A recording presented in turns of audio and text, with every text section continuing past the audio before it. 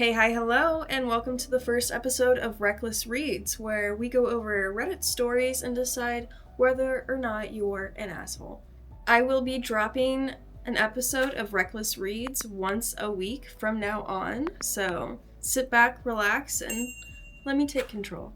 Am I the asshole for getting my neighbor's partner's car towed for blocking my driveway? I came home Friday night around 7 p.m. to a car parked blocking 3/4 of my driveway. Since there was easy street parking, I decided to leave it with a note for the time being. Saturday morning, car is still there. Throughout the day, I ask my neighbors if they know whose car it is, and nobody does. We live on a dead end, so most of us know each other and the regular cars on the block. Okay, that makes sense.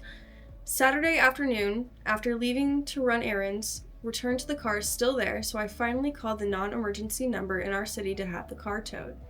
It's a busy, big city, so they don't come tow it until sometime in the middle of the night. Sunday afternoon, about 5 p.m., my neighbor enters the front yard yelling, "Did you have my car towed?" Come out, have a conversation where the neighbor seems to understand and chill, even reflecting it being parked since Friday night is a long time to let it sit. Alright, I mean, that's reasonable. At least to me, you did something wrong. Not even 30 minutes after, she is outside my house filming my car parked in my driveway. Yes, it does stick out into the sidewalk some, which I just learned is illegal, so my car is currently parked on the street. She's filming, shouting, "I'm gonna call the cops and report you every day." Am I the asshole for having her car towed? I feel like I gave way more time and grace than any of my neighbors would have. They literally all said they would have towed it already when I asked if they knew whose car it was. Now I'm being harassed by my neighbor.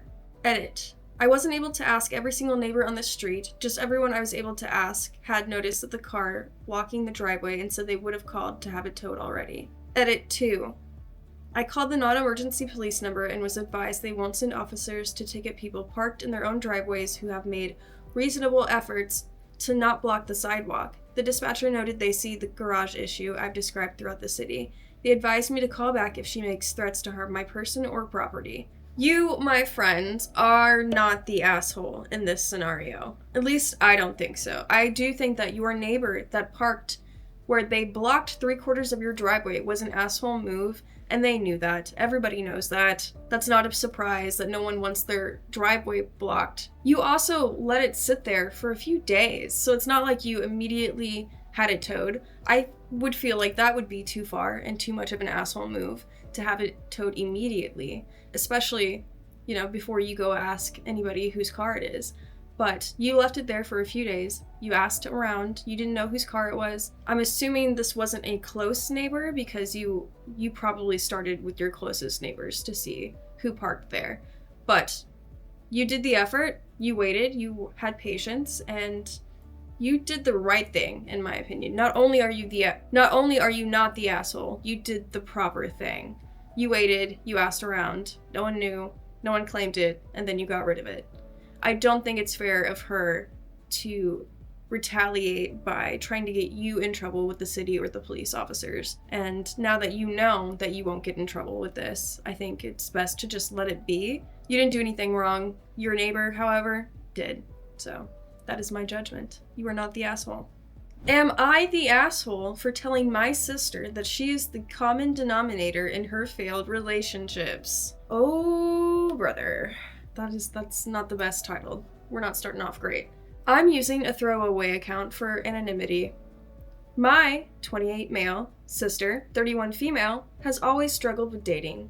She takes pride in her appearance, has a good job, and has owned her own house for years, so can start dating people easily. Unfortunately, after a few months, the relationships always start to collapse.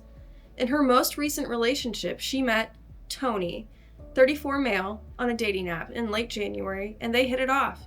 She was immediately spending weekdays with him, and he was meeting the family, and we were being told that he was the one. We were even hearing that they were going to spend time going to jewelry shops and earmarking rings for a future proposal.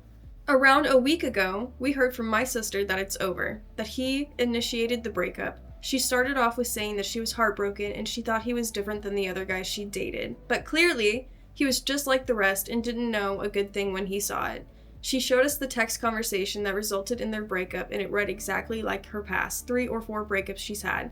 After the honeymoon period, she has a tendency to 180 on some of the characteristics that she's built up at the start of the relationship, such as enjoying travel or being a foodie who loves cooking. In reality, she doesn't like going anywhere, but resorts for a holiday, and she orders takeaway food more than anyone I've ever met. That's not good. That is not good. You cannot reasonably change who you are mid-relationship and expect it to work out. You are not the same person that they started dating. That's not fair to them. No, I don't like that. These aren't inherently bad qualities. I agree. They're not bad qualities. No one's dogging on her for her hobbies or her qualities. We are dogging on her for acting like she's someone that she's not to reel in someone to date. That's not okay. These aren't inherently bad qualities, but she'll start dating someone who is drawn to the idea that their new girlfriend will go camping, or they'll cook nice meals together, when after about 3 months, she'll suddenly act like those things are the worst ideas anyone's ever had.